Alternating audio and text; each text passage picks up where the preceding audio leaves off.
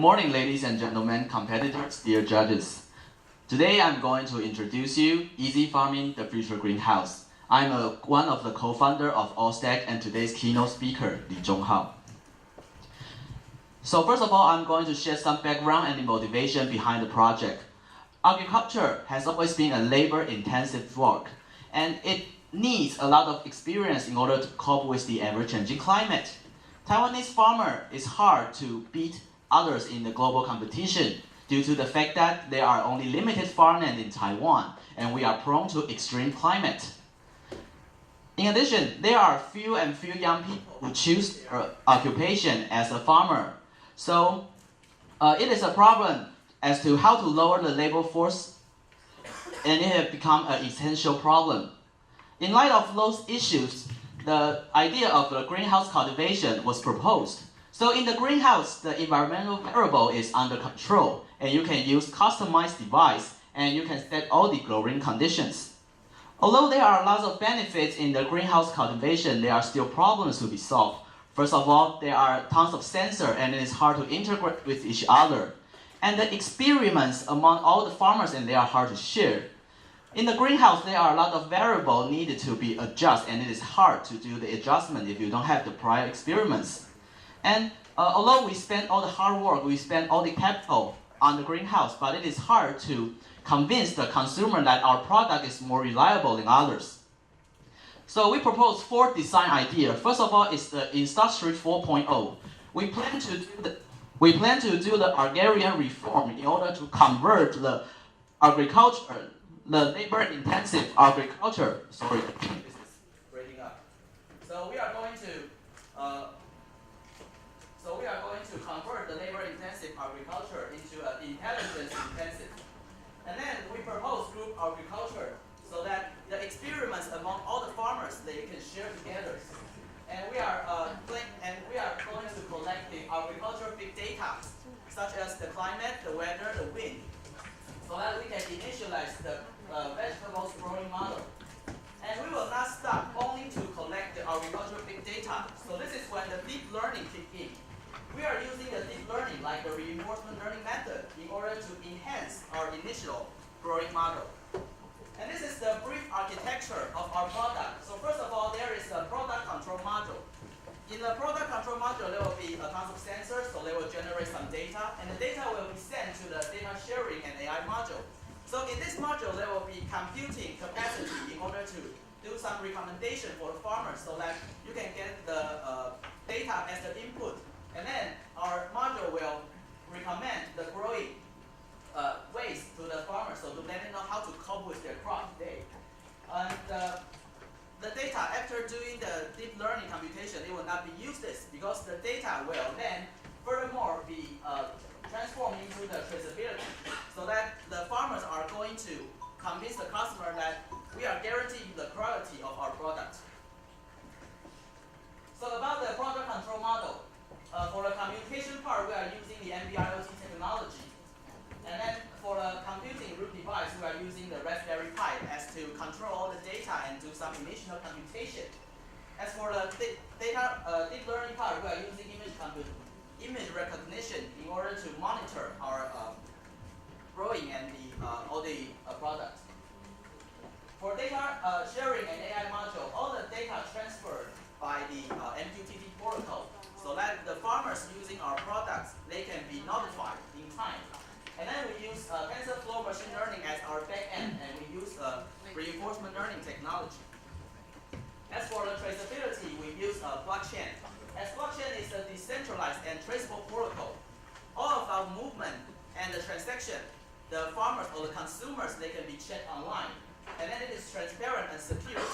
We both know that, as I just mentioned, blockchain is a decentralized technology.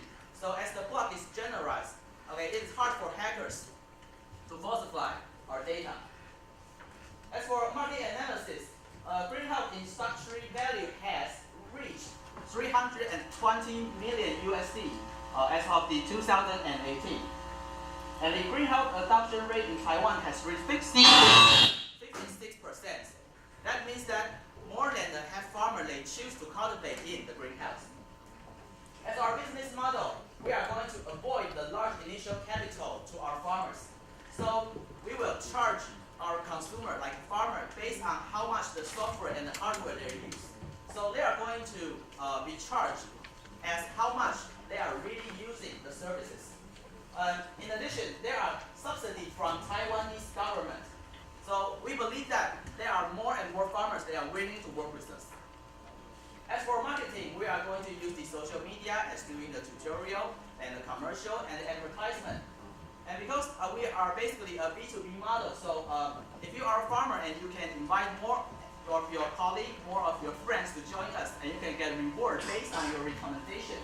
And right now we have a demo greenhouse in Meinong, Kaohsiung. And we have multi-channel marketing. So first of all, we use e-commerce, so the consumer can order their product online. And basically, it is a turnkey solutions to the farmers. So they basically just need to insert our sensor in their soil and do some initial setup, and that is all the help they need. And of course, we have the in-time support, so we guarantee that all the farmers can get the assistance they need. We are using a subscription model, so you are only paid for how much you are using. We are going to, and what we are going to achieve is, first of all, we are going to digitalize agricultural expertise and then reduce agricultural production costs. Furthermore, we want to generate reliable and convincing traceability.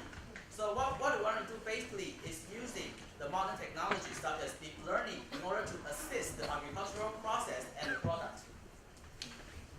Okay, so last but not least, I think we can talk about our crew. So this is me. As the co-founder of 107tech, I have been in many companies as an intern. Such as like this year, I went to MediaTek, and I'm good at web and app development, circuit programming, OS development, and machine learning. And this is the other co-founder of the 107tech, and he is also the alumni of the National Chengdu University, and he has many experience in the industry. And we hope that after we graduate, we are going to start a business together.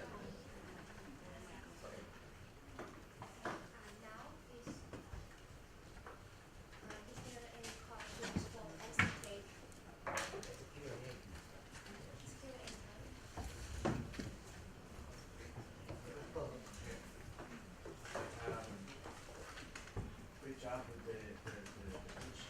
I have two questions. The first one, have you ever actually tested NDLTs? The actual reliability and battery of the sensors, like how long does the sensor last in the greenhouse? And the second question is, you're actually proposing a service to the farmers, and you include also multi-channel marketing and e-commerce. And I'm afraid that's two different businesses. So my question is maybe to understand where you'll be focusing on. Are you going to focus on the services, the hardware and software that you provide to farmers, or you're actually also helping them to sell? Because that's two different businesses, like I said. Yeah. Okay. Please write the questions and you will respond. Please write down the questions and you will respond after after those questions.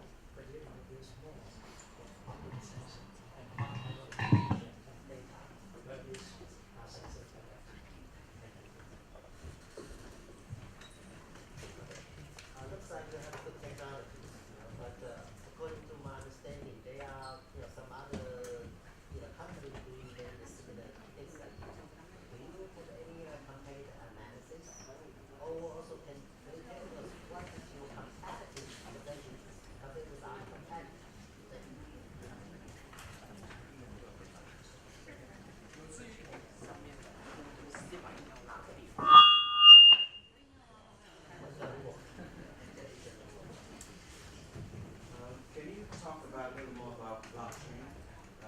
How do you use that technology to trace your products?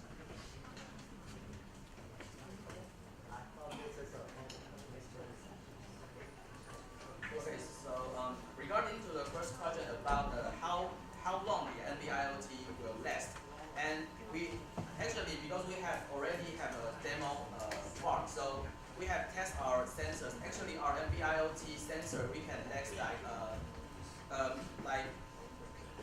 it's like 3 weeks, so like it don't need to be charged again. And for the selling channel, because our model we are only doing to generate the transaction history and the movement in the farm. So actually, for the e-commerce part, we are selling our product, which is the sensor and the services, instead of the product. So for the products, you can use our API